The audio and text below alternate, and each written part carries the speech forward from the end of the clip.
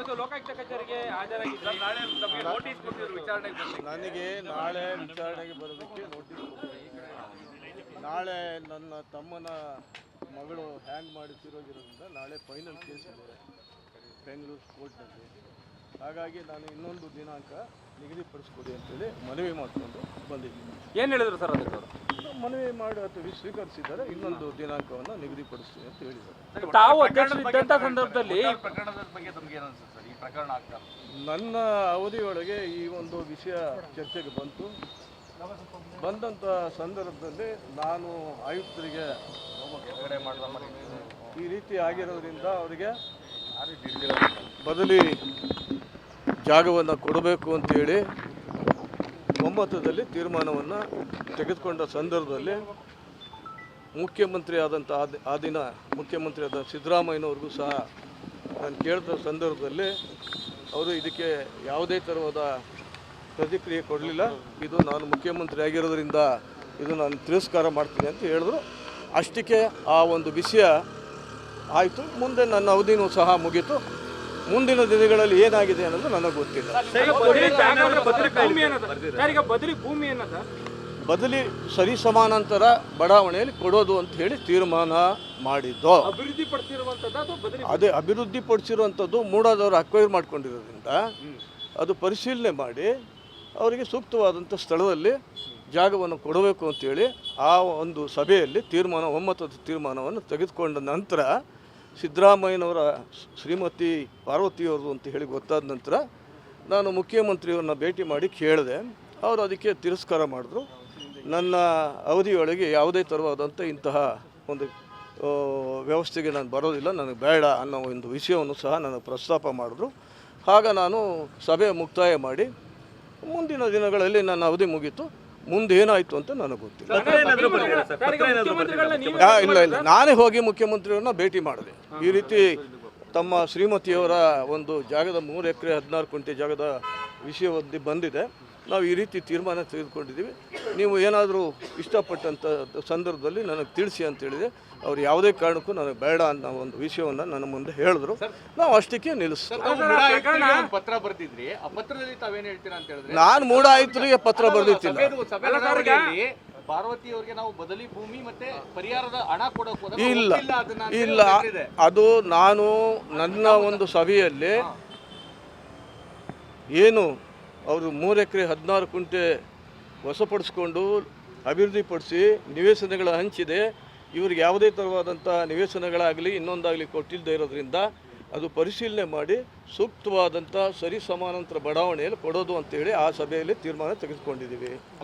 ತೆಗೆದುಕೊಂಡ ನಂತರ ನಾನು ಮುಖ್ಯಮಂತ್ರಿಯವ್ರನ್ನ ಹೋಗಿ ಭೇಟಿ ಮಾಡಿದೆ. ಅವರು ಇದಕ್ಕೆ ರೆಫ್ಯೂಸ್ ಮಾಡಿದ್ರು, ತಿರಸ್ಕಾರ ಮಾಡಿದ್ರು. ನನಗೆ ಯಾವುದು ನಾನು ಮುಖ್ಯಮಂತ್ರಿ ಆಗಿದ್ದಾಗ ನನಗೆ ಇದನ್ನು ಯಾವುದು ನನ್ನ ಗಮನಕ್ಕೆ ತರೋದು ಬೇಡ, ನನಗೆ ಬೇಡ ಅನ್ನೋ ಒಂದು ವಿಷಯ ತಂದರು. ನಂತರ ಮುಂದಿನ ಸಭೆ ನನಗೆ ನಡೆಸಲಿಕ್ಕೆ ಅವಕಾಶ ಆಗಲಿಲ್ಲ, ಮುಕ್ತಾಯ ಆಯಿತು ನನ್ನ ಸಭೆ. ನಾನು ಅಲ್ಲಿಗೆ ನೀವೇ ಮಾತಾಡ್ತಿದ್ರಾ ಮುಖ್ಯಮಂತ್ರಿಗಳು ಈ ಬಗ್ಗೆ ಎಲ್ಲ ಹೇಳಿದ್ರಾ? ಆದ್ರೆ ಮುಖ್ಯಮಂತ್ರಿಗಳು ಇದ್ರ ಬಗ್ಗೆ ನನಗೆ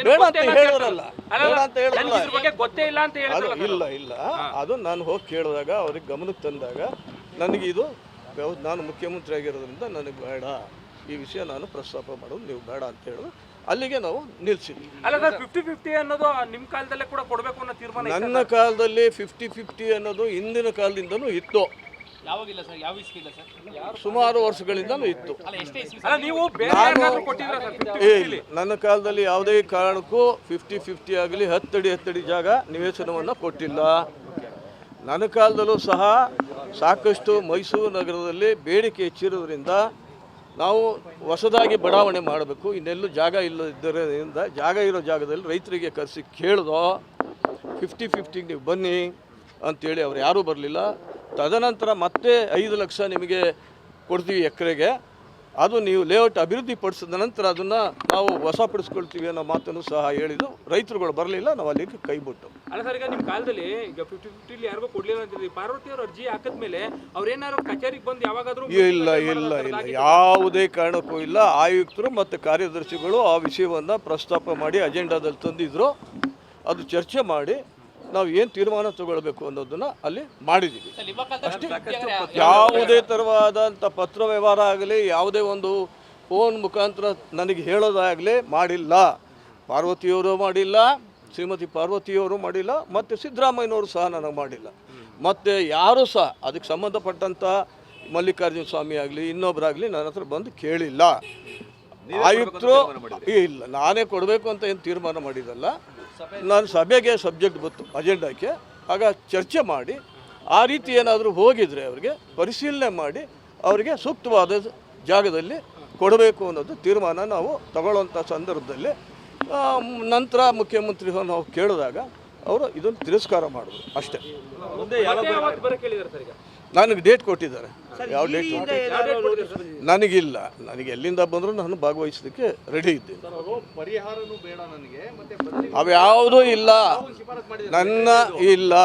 ನನ್ನ ಕಾಲದಲ್ಲಿ ಯಾವುದೇ ಥರವಾದಂಥ ಲೆಟ್ರೂ ಇಲ್ಲ, ಪರಿಹಾರ ಕೊಡಿ ಅಂತ ಅವ್ರು ಕೇಳೂ ಇಲ್ಲ. ಅಲ್ಲಿ ಅದು ಇಲ್ಲ ಅದು ನನ್ನ ಕಾಲದಲ್ಲಿ ಆಗಿಲ್ಲ.